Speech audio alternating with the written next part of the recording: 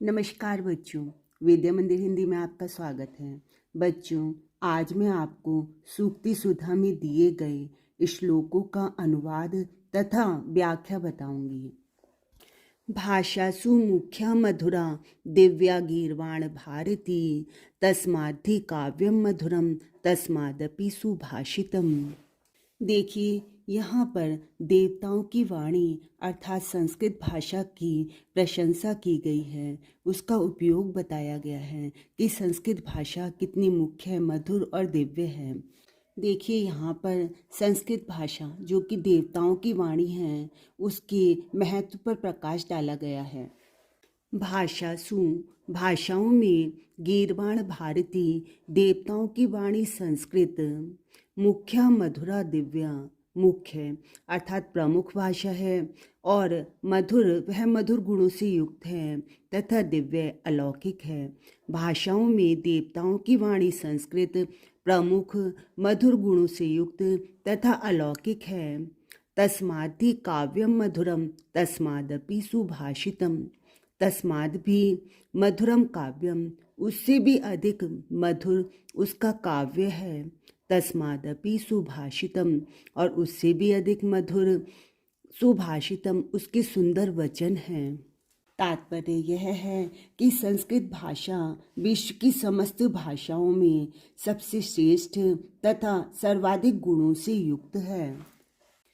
पृथिव्यां त्रीणि रत्नानि जलम अन्नम सुभाषितम मूढ़ैः पाषाणखंडेषु रत्न संज्ञा विधीयते।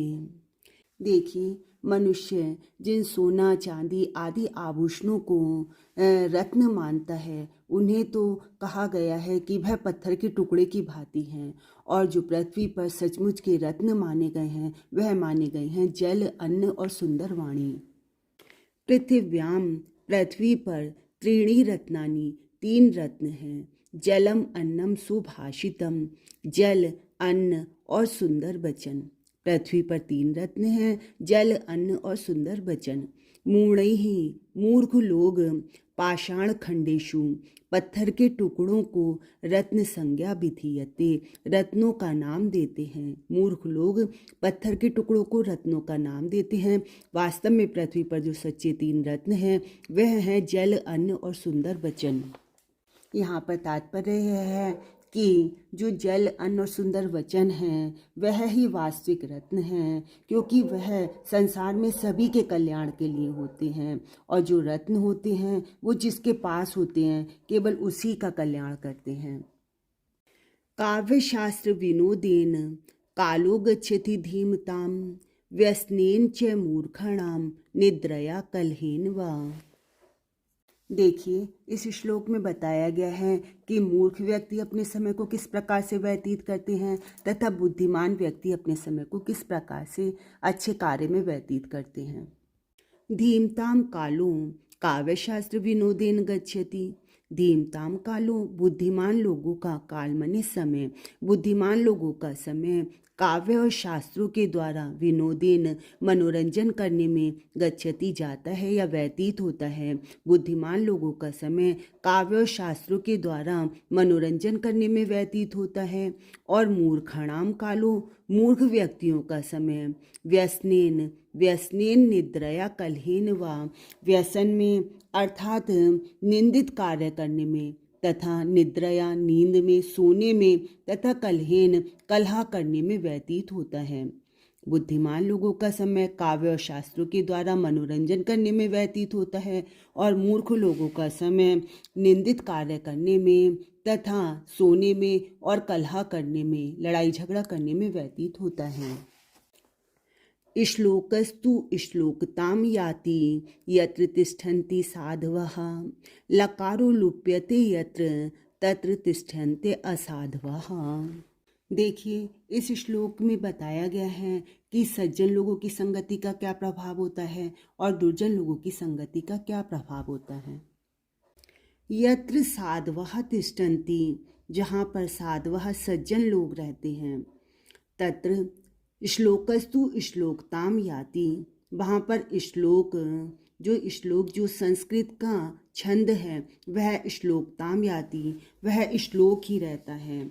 अर्थात वह कीर्ति की प्राप्ति करता है। और यत्र असाधवः तिष्ठन्ति, जहाँ असज्जन लोग रहते हैं, तत्र लकारो लुप्यते, वहाँ पर श्लोक के लकार का लोप हो जाता है। देखिए श्लोक में से ला हटा देंगे तो क्या शेष बचेगा? शोक। तो वहाँ पर लकार का लोप हो जाता है और शोक ही रह जाता है।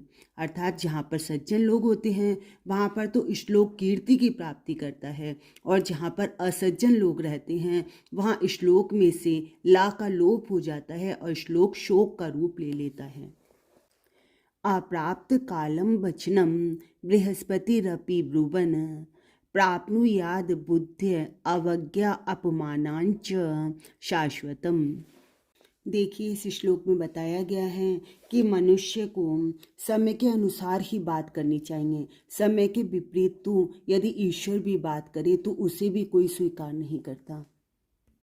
बृहस्पतिरपि, देवों के गुरु बृहस्पति भी, अप्राप्त कालम वचनम ब्रुवन, यदि समय के विपरीत वचन बोलते हैं तो वह भी बुद्धि अवज्ञा अपमानांच शाश्वतम, तो वह बुद्धि अवज्ञा बुद्धि की उपेक्षा तथा शाश्वतम अपमानम और निरंतर अपमान को प्राप्नुयात प्राप्त करते हैं।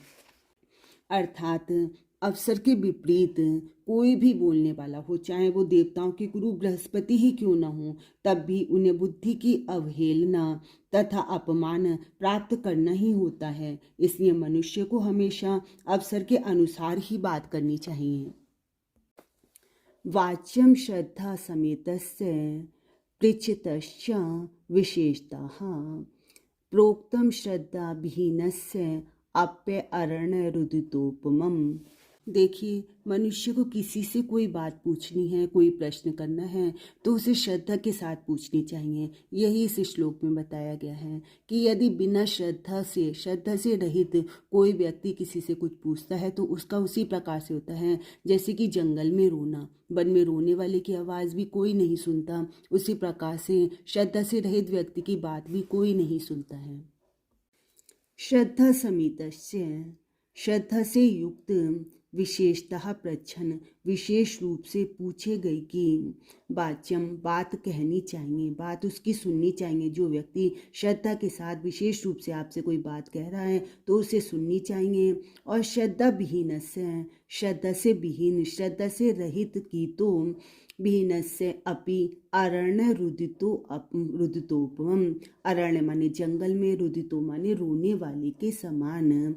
जो श्रद्धा से रहित व्यक्ति है उसकी बात तो वन में रोने वाले के समान होती है। अर्थात जिस प्रकार से जंगल का रुदन किसी को सुनाई नहीं देता, ऐसे ही श्रद्धा से विहीन मनुष्य की आवाज़ को भी कोई नहीं सुनता है। देखिए इस श्लोक में विद्या के महत्व को दर्शाया गया है। इसमें विद्या की देवी को, सरस्वती को, धन की देवी लक्ष्मी से ज़्यादा श्रेष्ठ बतलाया गया है। धन दौलत को तो राजा, शत्रु, भाई बंधु आदि छीन सकते हैं, परंतु जो सरस्वती माँ है, जो विद्या है, उसको वह केवल हमारी है, उसे हमसे कोई भी नहीं छीन सकता। सरस्वती वसुमती पतिना नु, सरस्वती राजा के द्वारा नहीं, बलवती रिपुणाम न च नीयते, बलवान शत्रु के द्वारा नहीं छीनी जा सकती, नहीं बांटी जा सकती।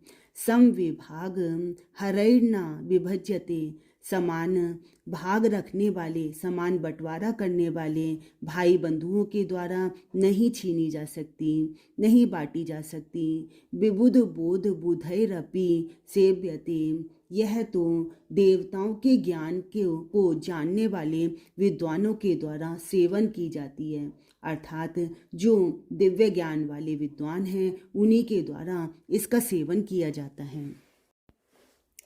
लक्ष्मीर्नाया याचक दुख हारिणी, विद्या नाया अप्यच्युत भक्ति कारिणी, पुत्रो न यह पंडित मंडल अग्रणी ही, सा नैव सा नैव सा नैव नैव।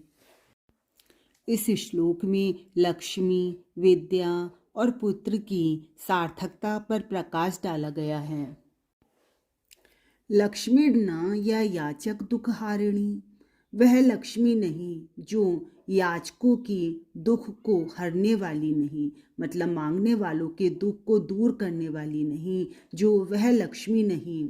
विद्या न या अप्य अच्युत भक्ति कारिणी, वह विद्या नहीं जो कि अच्युत भक्ति कारिणी, अच्युत भगवान विष्णु में भक्ति करने वाली नहीं, वह विद्या नहीं।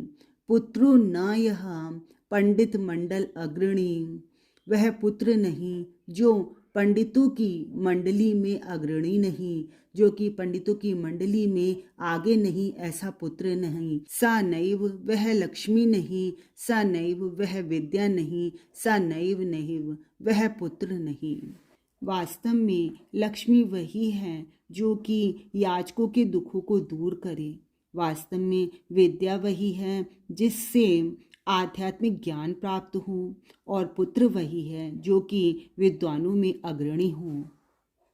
केयूरः न विभूषन्ति पुरुषं, हारा न चंद्रोज्ज्वलः, न स्नानं न विलेपनं न कुसुमं न अलंकृता मूर्धजः। वाण्येका समलंकरोति पुरुषं, या संस्कृता धार्यते, क्षीयन्ते खलु भूषणानि सततं वाग्भूषणं भूषणम्। प्रस्तुत श्लोक में शरीर में धारण किए जाने वाले कृत्रिम आभूषणों के सौंदर्य को नकारा गया है तथा वास्तव में जो वाणी रूपी सच्चा आभूषण है उसी के महत्व को दर्शाया गया है। केयूरः न विभूषन्ति पुरुषम, पुरुष को केयूरः न विभूषन्ति, बाजूबंद, केयूरः माने बाजूबंद, पुरुष को बाजूबंद नहीं सजाते। हारा न चंद्रोज्ज्वला, ना ही चंद्रमा के समान उज्जवल हारों से पुरुष सुशोभित होता है।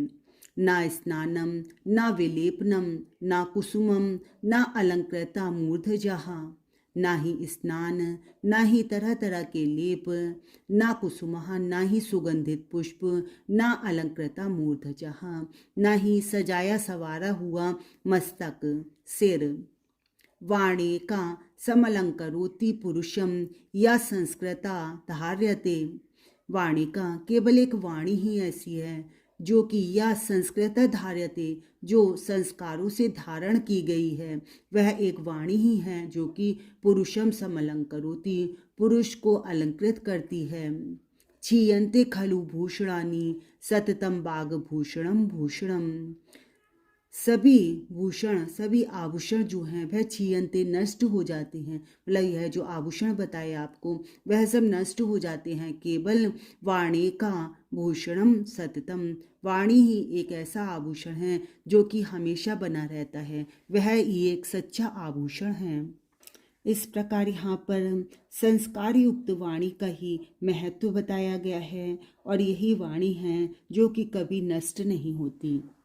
बच्चों, मुझे उम्मीद है आपको सूक्ति सुधा के श्लोकों का अर्थ और व्याख्या अच्छी प्रकार से समझ में आई होगी। मैं आगे भी आपको इसके अन्य अध्यायों का अनुवाद तथा व्याख्या बताऊंगी। मेरी वीडियोस देखते रहिए, लाइक और शेयर करते रहिए, और यदि आपने चैनल सब्सक्राइब नहीं किया है तो सब्सक्राइब भी कीजिए। धन्यवाद।